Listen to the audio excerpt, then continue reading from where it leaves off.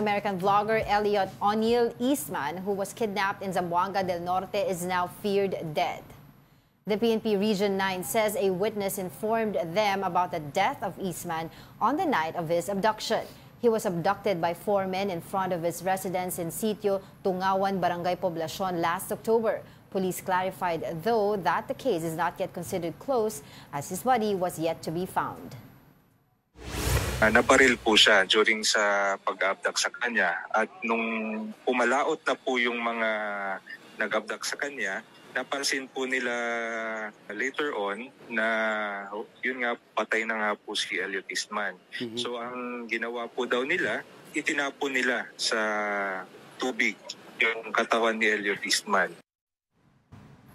Yun yung yun actually yung naisip ng ibang tao kasi no immediate ransom was sent. Usually kasi pag kidnap yan, ayan ang intention ng grupo na yan. Walang, pumasabi ng police, parang naglihis sila sa protocol ng pagkikidnap nila. Kasi meron silang ugali na pagka-kidnap, meron... May contact agad. May contact agad, but walang contact. So, based pa sa stories at witness accounts, the moment they kidnapped him, nabaril kasi lumaban si Eastman. Malaking tao to Malaki katawan nito, lumaban daw. Para isubdue daw siya, binaril siya, I think, sa leg or somewhere sa leg. Sa leg tsaka dito yata, sa right side. Ayun, siguro he bled out. He bled out during the transport. Tapos nakita na lang siya na patay na, tinapon na lang. So no ransom was sent already. Ever, no contact with the family happened, di ba?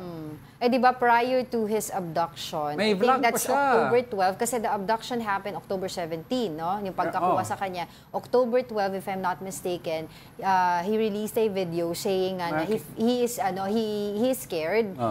He feared for his life kasi meron nga daw ng mga kalalakihan doon na masama na yung tingin sa kanya, umaali-aligid na.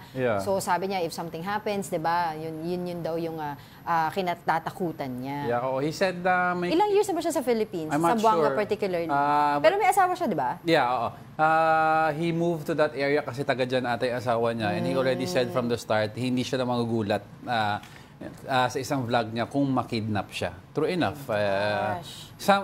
Initially sa isip ng mga ibang tao, parang is this another ploy for content? Nung una But no.